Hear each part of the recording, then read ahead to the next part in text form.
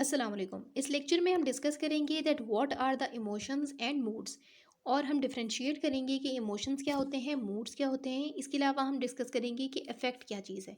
तो सबसे पहले हम इफ़ेक्ट को देख लेते हैं कि इफ़ेक्ट जो है एक जेनेरिक टर्म है जिसके अंदर इमोशंस और मूड्स दोनों चीज़ें आती हैं। मतलब कि ये एक ब्रॉड रेंज ऑफ फीलिंग है और इसमें इमोशंस और मूड्स दोनों चीज़ें इंक्लूडेड हैं। अब हम इसकी डेफिनेशन देख लेते हैं कि it is defined as a broad range of feeling that people experience. Affect can be experienced in the form of emotions or moods. मतलब कि जो अफेक्ट है ये एक ब्रॉड रेंज ऑफ फीलिंग है जो कि लोग एक्सपीरियंस करते हैं और ये एक्सपीरियंस करते हैं in the form of emotions और मूड्स। तो आपने ये याद रखना है कि इमोशन क्या है, ये एक ब्रॉड रेंज ऑफ फीलिंग है और इसके अंदर इमोशंस आते हैं और इमोशंस आते हैं और मूड्स आते हैं। ठीक है, अब हम इसको सेपरेटली करके डिस्कस कर लेते हैं कि इमोशंस क्या है और मूड्स क्या हैं। और सबसे पहले जो इमोशंस हैं ये जो होते हैं ये इंटेंसिव इन नेचर होते हैं और जो मूड्स हैं वो लेस इंटेंसिव होते हैं। मतलब कि इमोशन जो है इसकी इंटेंसिटी बहुत ज़्यादा होती है, आप फ़ौरन से रिएक्ट करते हैं। और जो मूड्स होते हैं इनकी लेस इंटेंसिव होती है। अब यहाँ पे लेस इंटेंसिव का मतलब ये नहीं है कि इसका जो फीलिंग है ये बहुत थोड़ी सी है या फिर इसका कोई इफेक्ट नहीं है ख़ास, बल्कि यहाँ पर कहा गया है कि as compare to emotion less intensive होते हैं, लेकिन वैसे ये बहुत इंटेंसिव होते हैं।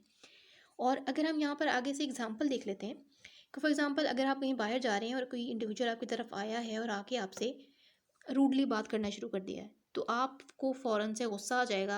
आपको एक गुस्से की या एंगर की फीलिंग आ जाएगी कि ये बंदा मुझसे मेरे साथ इस तरह बात क्यों कर रहा है, रूडली बात क्यों कर रहा है, और आप उसके साथ रूडली आप उससे गुस्से से या एंगरली बात करना शुरू कर देंगे। तो यहाँ पे क्या हुआ कि एक इवेंट हुआ कि एक इंडिविजुअल आया और उसने आपसे बात की रूडली।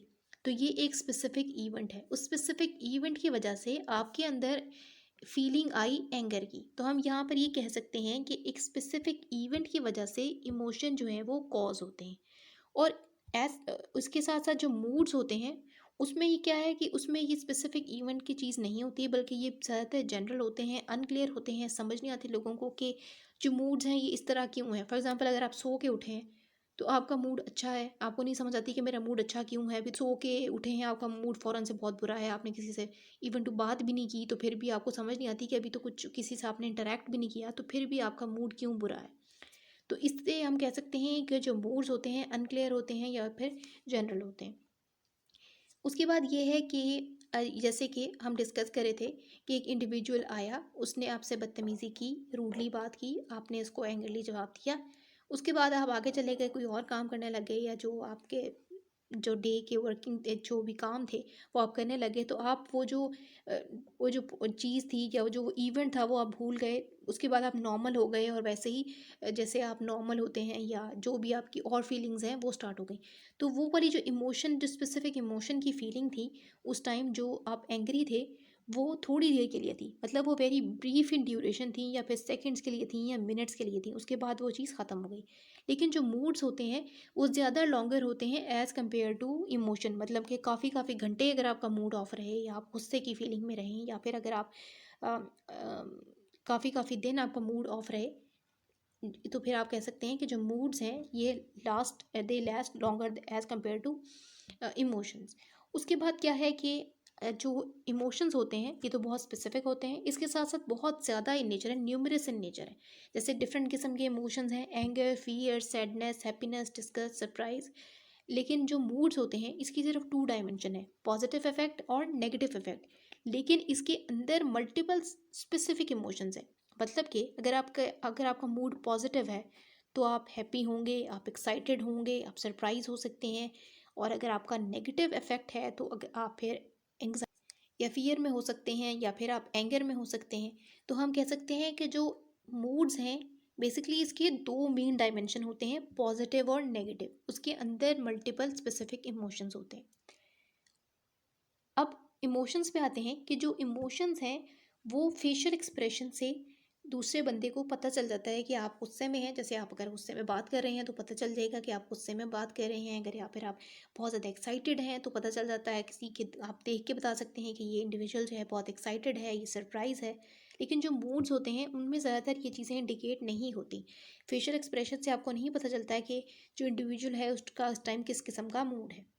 लास्ट में ये है कि जो इमोशंस होते हैं वो एक्शन ओरिएंटेड इन नेचर होते हैं। जैसे हम डिस्कस कर रहे थे कि किसी ने आपसे रूडली बात की तो आपने उससे गुस्से में एंग्रली बात की, तो आपने एक एक्शन ओरिएंटेड हुआ ये चीज़ कि आपने उससे गुस्से में बात करना स्टार्ट कर दी।